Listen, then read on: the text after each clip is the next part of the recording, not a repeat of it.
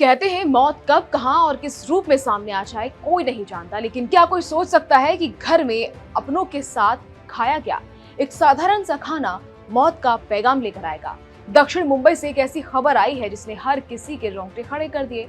महज कुछ घंटों के अंदर एक हंसता खेलता परिवार पूरी तरह खत्म हो गया। पहले छोटी बेटी, फिर माँ और बड़ी बेटी और आखिर में पिता ने भी दम तोड़ दिया। मामला दक्षिण मुंबई का है, जहां शनिवार की रात एक पारिवारिक कार्यक्रम की खुशियां मातम में बदल गई। रात को चिकन बिरयानी खाई गई, सब कुछ ठीक था, लेकिन आधी रात को भूख लगी और परिवार ने एक तरबूज काट कर खाया, और यही तरबूज शक के घेरे में है। हैरानी की बात यह है कि उस रात घर आए रिश्तेदारों ने सिर्फ बिरयानी खाई और वो बिल्कुल सुरक्षित थे, लेकिन जिस परिवार ने तरबूज चखा उनकी मौत हो गई। क्या उस तरबूज में कोई घातक केमिकल था? क्या ये भीषण फूड पॉइजनिंग का मामला है, या फिर इस सामूहिक मौत के पीछे कोई और गहरा रहस्य छिपा है?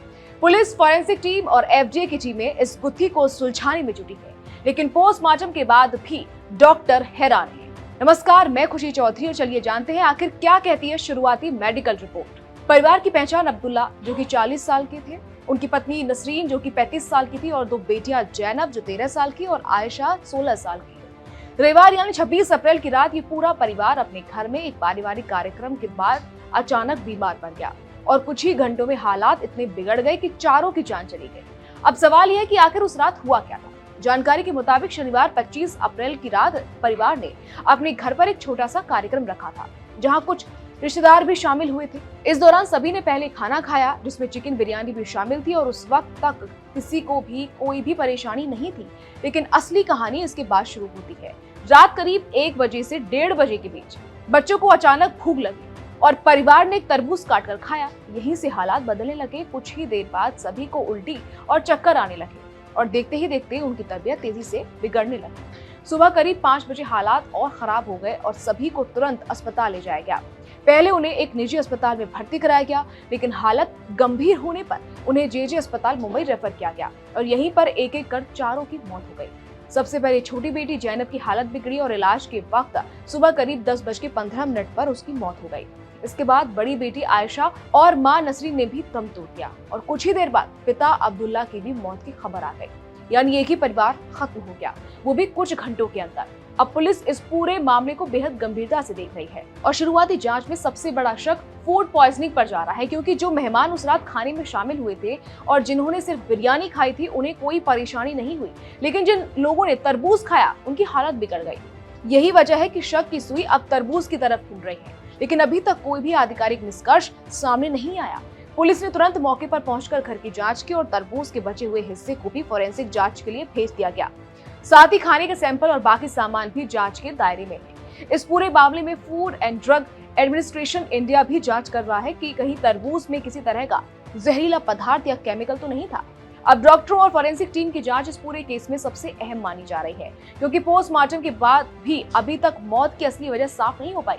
इसी वजह से अब हिस्टोपैथोलॉजी रिपोर्ट का इंतजार किया जा रहा है, जो ये बताएगी कि मौत की असली वजह क्या थी। डॉक्टरों के मुताबिक कई बार पोस्टमार्टम में भी तुरंत वजह साफ नहीं होती, इसलिए टिश्यू टेस्ट और माइक्रोस्कोपिक जांच जरूरी हो जाती है। इसी बीच जेजे अस्पताल की माइक्रोबायोलॉजी टीम ये भी जांच कर रही है कि कहीं किसी बैक्टीरिया या इन्फेक्शन की वजह से तो ये घटना नहीं हुई। अब इस केस में एक डॉक्टर का भी बयान सामने आया, जिन्होंने सबसे पहले परिवार को देखा था। डॉक्टर के मुताबिक जब वो मौके पर पहुंचे तो पूरा परिवार काफी गंभीर हालत में था।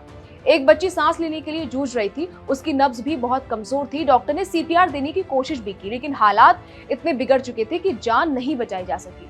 इस घटना के बाद पूरे इलाके में दहशत का माहौल है, क्योंकि किसी को भी समझ नहीं आ रहा कि आखिर एक साधारण सा खाना कैसे 4 जिंदगियां ले सकता है।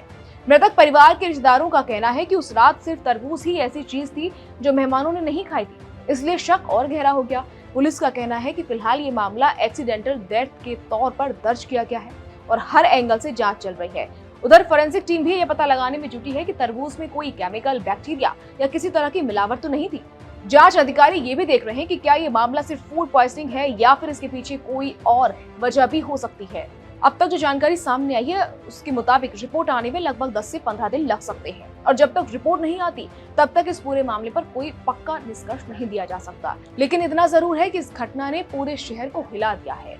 एक तरफ एक खुशहाल परिवार, दूसरी तरफ अचानक हुई 4 मौतें और बीच में सिर्फ एक सवाल कि आखिर उस रात हुआ क्या था। फिलहाल पुलिस, फॉरेंसिक टीम और मेडिकल एक्सपर्ट्स मिलकर इस केस की तह तक जानने की कोशिश कर रहे हैं और अब सबकी नजर सिर्फ एक चीज पर है, हिस्टोपैथोलॉजी रिपोर्ट, जो इस पूरे रहस्य से पर्दा उठा सकती है। तब तक के लिए ये मामला एक बड़े सवाल की तरह खड़ा है कि क्या एक साधारण सा खाना सच में किसी परिवार की जिंदगी खत्म कर सकता है या फिर कहानी इससे कहीं ज्यादा गहरी है।